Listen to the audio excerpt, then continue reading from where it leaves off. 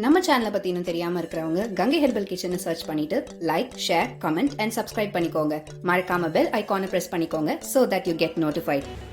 Hi viewers, வணக்கம். Welcome to Gangai herbal kitchen. இன்னைக்கு Gangai herbal கிச்சனில் சூப்பரான அருமையான ஒரு வத்த குழம்பு தான் உங்கள்கிட்ட ஷேர் பண்ண போகிறேன். வெந்தயக்கீரை போட்டு வத்த குழம்பு. வெந்தயக்கீரைக்கு போட்டு வத்த குழம்பு பண்ணுறதுக்கு நல்லெண்ணெய் எடுத்துக்கோங்க.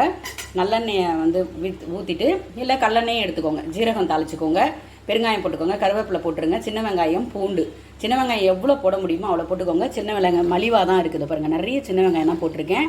பூண்டு வந்து விலை அதிகமாக இருக்குன்றதுனால பூண்டை கம்மி பண்ணிவிட்டு சின்ன வெங்காயம் போட்டுக்கிட்டேன். நிறையா சின்ன வெங்காயம் நிறைய போட்டு வதக்கிட்டு மஞ்சப்பொடி போட்டுக்கோங்க, உப்பு போட்டுக்கோங்க, தனியாத்தூள், வீட்டில் வச்சுருக்க சாம்பார் பொடி சேர்த்து நல்லா வதக்கிட்டு நம்ம கட் பண்ணி ஒரு கட்டு நான் வெந்தயக்கீரை பெரிய கட்டு இருக்கு இல்லையா, ஒரு கட்டு போட்டேன்.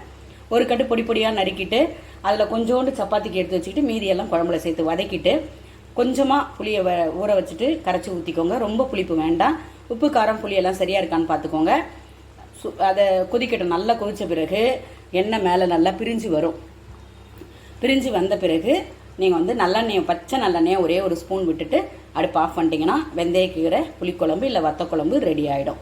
ஓகேங்களா? ட்ரை பண்ணி பாருங்கள். இது சப்பாத்தி மாவில் வெறும் கோதுமை மாவு, உப்பு, வெந்தயக்கீரை, இந்த ஃப்ரெஷ் வெந்தயக்கீரையை போட்டு பிசைஞ்சு வச்சுருக்கேன். ரொம்ப சாஃப்டாக இருக்கு பாருங்கள், தெரியுதா? அப்படியே திரட்டி அப்படியே போட்டுக்கோங்க. இதை வந்து பிசைஞ்சு வச்சு அதுக்கப்புறம்லாம் யூஸ் பண்ணாதீங்க. ஓகேவா? அதோட கூட கோக்கா ஃப்ரை, புழுங்கலரிசி சாதம், தோரம்பருப்பு, கோஸ் கூட்டு, நல்ல கொத்தமல்லி தழை பொடி பொடியாக நறுக்கி போட்டிருக்கேன்.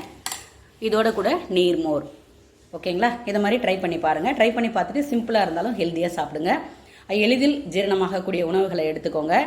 ஓகேங்களா? நம்ம வீடியோஸை செக் பண்ணிக்கிட்டே வாங்க. இது வரைக்கும் பார்க்கலைன்னா பார்த்துட்டு உங்களுக்கு பிடிச்சிருந்தா மறக்காமல் செஞ்சு சாப்பிட்டு ஆரோக்கியமாக இருங்க. நோயிலிருந்து விடுபடலாம். மருந்து மாத்திரை எடுத்துக்கிறவங்க அதிலிருந்து அளவுலேருந்து குறைச்சிக்கலாம், ஆரோக்கியமாக இருக்கலாம். வேணுன்றவங்க ஃபாலோ பண்ணுங்கள். நம்ம அடுப்பங்கரை தான். நம்ம அடுப்பங்கரையில் எவ்வளோ நேரம் டைம் ஸ்பெண்ட் பண்ணுறோமோ அவ்வளோ அளவுக்கு நமக்கு நோய் வந்து குறையும் அப்படின்னு நான் சொல்லலைங்க. பெரியவங்க, வயதானவங்க, மருத்துவர்கள் எல்லாருமே சொல்கிறது தான். நம்ம அவங்கக்கிட்ட இருந்து கற்றுக்கிறது தான். இது மாதிரி ஃபாலோ பண்ணி பார்த்துட்டு ட்ரை ஃப்ரூட் ஜூஸ் ஊற வச்சுருக்கேன். ஃப்ரெஷ் அத்திப்பழம் இருக்குது, இதோட சேர்த்து ட்ரை ஃப்ரூட் ஜூஸ் அரைச்சாச்சுன்னா முடிஞ்சுது. ஓகேங்களா? இதோட கூட நீர்மோர். ஓகேங்க? வீசிங் ப்ராப்ளம், சளி தொல்லை இருக்கிறவங்க அவாய்ட் பண்ணிவிடுங்க. இதை மாதிரி சிம்பிளாக இருந்தாலும் ஹெல்த்தியாக ட்ரை பண்ணி பாருங்கள். கண்டிப்பாக மறக்காமல் நான் வெந்தயக்கீரையில் ஒரு வத்த குழம்பு சொன்னேன் இல்லைங்களா, டக்கு ஈஸியாக பண்ணிடலாம். ட்ரை பண்ணி பாருங்கள். ட்ரை பண்ணி பார்த்துட்டு உங்களோட பதிவு பண்ணுங்கள். இந்த சீசனில் கிடைக்குது. ஓகேங்களா? நீங்கள் அதை வந்து கத்தூரி மேத்தி பண்ணாலும் சரி, இல்லை ஃப்ரெஷ்ஷாக இந்த மாதிரி யூஸ் பண்ணிக்கிட்டாலும் சரி, அருமையாக இருக்கும். கூட்டும் பண்ணி பாருங்கள், சூப்பராக இருக்கும். அது ஒரு நாளைக்கு நான் உங்களுக்கு ஷேர் பண்ணுறேன். ஓகே, உங்களுக்கு இந்த நம்ம சேனல் போய் ஒரு தடவை விசிட் பண்ணி பாருங்கள். பிடிச்சிருந்தால் மறக்காமல் லைக் பண்ணுங்கள், ஷேர் பண்ணுங்கள், கமெண்ட் பண்ணுங்கள். எல்லாருக்கும் சொல்லுங்கள், இந்த மாதிரி ஒரு சேனல் இருக்குது, இப்படி பண்ணுறாங்க. உங்களுக்கு என்ன மனசில் தோணுதோ அதை பண்ணுங்கள். உங்களுக்கு பிடிச்சிருந்துன்னா மறக்காமல் ஒரு சப்ஸ்கிரைப் கொடுத்துருங்க. நன்றி.